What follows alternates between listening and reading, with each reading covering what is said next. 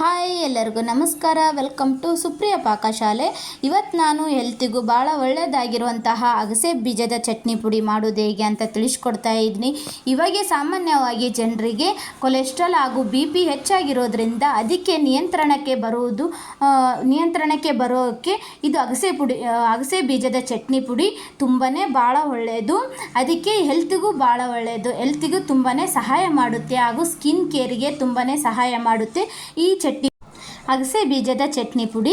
ಇವಾಗ ನಾನು ಮೊದಲನೆಯದಾಗಿ ಅಗಸೆ ಬೀಜನ 1 ಕಪ್ಪಷ್ಟು ಅಗಸೆ ಬೀಜನ ತೊಗೊಂಡಿದ್ದೀನಿ. ಇವಾಗೆ ಹಂಚಿನ ಎಳ್ಳಾಗಿ ಇಲ್ಲಂತಂದರೆ ನಿಮ್ಮ ಮನೆಯಲ್ಲಿ ಬಾಂಡಲೆ ಆಗಿರ್ಬೋದು, ಅದರಲ್ಲಾಕಿ ನೀವು ಚೆನ್ನಾಗಿ ಕೆಂಪಗಾಗೋ ತನಕ ಫ್ರೈ ಮಾಡ್ಕೊಳ್ಬೇಕು. ಇವು ಏನಪ್ಪ ಅಂತಂದರೆ ಚಟಪಟ ಅಂತ ಸಿಡಿತಾ ಇರ್ತವೆ.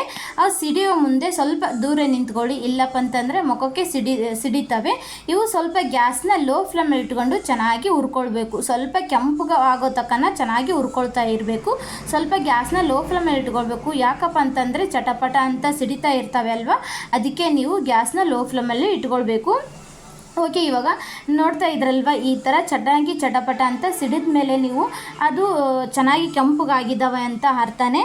ಇವಾಗ ನಾನು ಸ್ವಲ್ಪ ಸ್ಪೂನ್ ತೊಗೊಂಡು ಚೆನ್ನಾಗಿ ಕೈ ಆಡಿಸ್ಕೊಳ್ತಾ ಇವಾಗ ಹುರಿತಾ ಇದ್ದೀನಿ. ಈ ರೀತಿ ಹುರ್ಕೊಳ್ಬೇಕಾಗುತ್ತೆ. ಓಕೆ, ಇವಾಗ ನಾನು ಚೆನ್ನಾಗಿ ಕೆಂಪಗಾಗೋ ತನಕ ಹುರ್ಕೊಂಡಿದ್ದೀನಿ. ಇವಾಗ ನಾನು ಇವನ್ನ ಒಂದು ಪ್ಲೇಟಿಗೆ ತಗೊಳ್ತಾ ಇದ್ದೀನಿ. ನೋಡ್ತಾ ಇದ್ರಲ್ವ, ಈ ಥರ ಒಂದು ಪ್ಲೇಟ್ಗೆ ಹಾಕ್ಕೊಳ್ಬೇಕು. ಓಕೆ, ಒಂದು ಪ್ಲೇಟಿಗೆ ಹಾಕ್ಕೊಂಡ್ಮೇಲೆ ಒಂದು ಸ್ಪೂನ್ ತೊಗೊಂಡು ಚೆನ್ನಾಗಿ ತಟ್ಟೆ ಎಷ್ಟು ಇರುತ್ತೆ ಅಷ್ಟು ಆಗಲ್ಲ ಹರಡ್ಕೊಳ್ಬೇಕು. ಸ್ವಲ್ಪ ತಣ್ಣಗಾದ್ಮೇಲೆ ನೀವು ಪುಡಿನ ರೆಡಿ ಮಾಡ್ಕೊಳ್ಬೇಕಾಗುತ್ತೆ.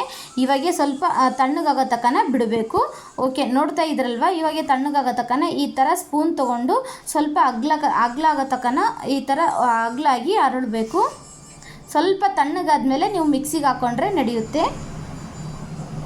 ಓಕೆ, ಇವಾಗ ನೋಡ್ತಾ ಇದ್ರಲ್ವ, ಇಷ್ಟು ತಣ್ಣಗಾಗಿದೆ. ನಾನು ಇವಾಗ ಮುಟ್ಟಿ ತೋರಿಸ್ತಾ ಇದ್ದೀನಿ ಎಷ್ಟು ತಣ್ಣಗಾಗಿದೆ ಅಂತ.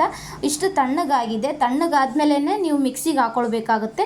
ಇಲ್ಲಪ್ಪ ಅಂತಂದರೆ ಅದು ಎಲ್ಲದೂ ಸೇರಿ ಉಂಡಿಗಚ್ಚುತ್ತೆ. ಏನಪ್ಪ ಅಂತಂದರೆ ಮೆತ್ತಗಾಗುತ್ತೆ. ಇವಾಗ ನೋಡ್ತಾ ಇದ್ರಲ್ವ, ನಾನು ಒಂದು ಮಿಕ್ಸಿ ಜಾರಿಗೆ ಹಾಕ್ಕೊಳ್ತಾ ಇದ್ದೀನಿ. ಇವತ್ತಿನ ಹೆಲ್ದಿ ರೆಸಿಪಿನ ನಿಮಗೆ ಇಷ್ಟ ಆಯಿತು ಅಂತಂದರೆ ಪ್ಲೀಸ್ ಲೈಕ್ ಹಾಗೂ ಶೇರ್ ಮಾಡಿ, ಹಾಗೂ ಫ್ರೆಂಡ್ಸ್ಗೂ ಫ್ಯಾಮಿಲಿ ಮೆಂಬರ್ಸ್ಗೆ ಶೇರ್ ಮಾಡಿ. ಅವ್ರಿಗೂ ಸಹ ಸ್ವಲ್ಪ ಹೆಲ್ಪ್ ಆಗುತ್ತೆ ಅಂತ ಫ್ರೆಂಡ್ಸ್ಗೂ ಫ್ಯಾಮಿಲಿ ಮೆಂಬರ್ಸ್ಗೆ ಶೇರ್ ಮಾಡಿ. ಇವತ್ತಿನ ಹೆಲ್ದಿ ಆಗಿರುವಂತಹ ರೆಸಿಪಿ. ಓಕೆ ಫ್ರೆಂಡ್ಸ್, ಇವಾಗ ನೋಡ್ತಾ ಇದ್ರಲ್ವ, ಸ್ವಲ್ಪ ಸಣ್ಣಗಾಗಿ ಆಗಿದೆ. ತುಂಬ ಅಂದರೆ ತುಂಬ ಸಣ್ಣಗಾಗಿ ಆಗಬಾರ್ದು, ಸ್ವಲ್ಪ ಸಣ್ಣಗಾಗಬೇಕು. ಪುಡಿ ಸ್ವಲ್ಪ ಸಣ್ಣ ಆದರೆ ಸಾಕಾಗುತ್ತೆ. ಇವಾಗ ನಾನು 1 ಗಡ್ಡೆ ಬೆಳ್ಳುಳ್ಳಿನ ಈ ಥರ ಸಿಪ್ಪೆ ತೆಗೆದು ಹಾಕ್ಕೊಂಡಿದ್ದೀನಿ. ತೀರ ಸಿಪ್ಪೆ ತೆಗಬಾರ್ದು, ಮೇಲೆಗಡೆ ಇರುವಂಥ ಸಿಪ್ಪೆ ಅಷ್ಟೇ ತಗೊಳ್ಬೇಕು. ಇವಾಗೆ ಬೆಳ್ಳುಳ್ಳಿ ಹಾಕ್ಕೊಂಡಿದ್ದೀನಿ ಹಾಗೂ ರುಚಿಗೆ ತಕ್ಕಷ್ಟು ಉಪ್ಪು ಹಾಕ್ಕೊಂಡಿದ್ದೀನಿ. ಇವಾಗೆ ನಾನು ಒಂದು 10-12 ಎಸಳು ಕರಿಬೇವಿನ ಎಸಳು ಹಾಕ್ಕೊಳ್ತಾ ಇದ್ದೀನಿ. ನೋಡ್ತಾ ಇದ್ರಲ್ವ, ಕರಿಬೇವಿನ ಎಲೆ ಹಾಕ್ಕೊಂಡಿದ್ದೀನಿ. ಓಕೆ, ಇವಾಗ ಕರಿಬೇವಿನ ಎಲೆ ಹಾಕ್ಕೊಂಡ್ಮೇಲೆ 3 ಟೇಬಲ್ ಸ್ಪೂನಷ್ಟು ನಾನು ಅಚ್ಚ ಖಾರದ ಪುಡಿ ಹಾಕ್ಕೊಳ್ತಾ ಇದ್ದೀನಿ. ನಿಮಗೆ ಖಾರ ಪುಡಿ ಎಷ್ಟು ಬೇಕನ್ಸುತ್ತೋ ನೋಡಿ ಹಾಕ್ಕೊಳ್ಬೇಕು. ನಿಮ್ಮದು ಖಾರ ಇರ್ತೈತೋ ಅಥವಾ ಖಾರ ಇರೋದಿಲ್ವೋ ಅಂತ ನಿಮಗೆ ಗೊತ್ತಿರುತ್ತೆ, ಅದಕ್ಕೆ ನೋಡಿ ಹಾಕ್ಕೊಳ್ಬೇಕಾಗುತ್ತೆ. ನಾನು ಇವಾಗ 3 ಟೇಬಲ್ ಸ್ಪೂನಷ್ಟು ಅಚ್ಚ ಖಾರದ ಪುಡಿ ಹಾಕ್ಕೊಳ್ತಾ ಇದ್ದೀನಿ.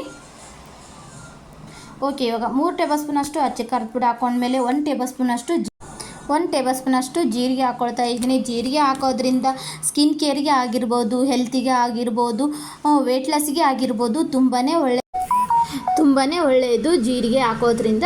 ಇವಾಗ ನಾನು ಮಿಕ್ಸಿಗೆ ಹಾಕ್ಕೊಂಡು ಬಂದಿದ್ದೀನಿ. ನೋಡ್ತಾ ಇದ್ರಲ್ಲೇ ಎಷ್ಟು ಸಣ್ಣಗಾಗಿದೆ. ತೀರ ಸಣ್ಣಗಾಗಬಾರ್ದು, ಇದು ಸ್ವಲ್ಪ ಅರ್ಡ್ರ ಆಗಬೇಕು.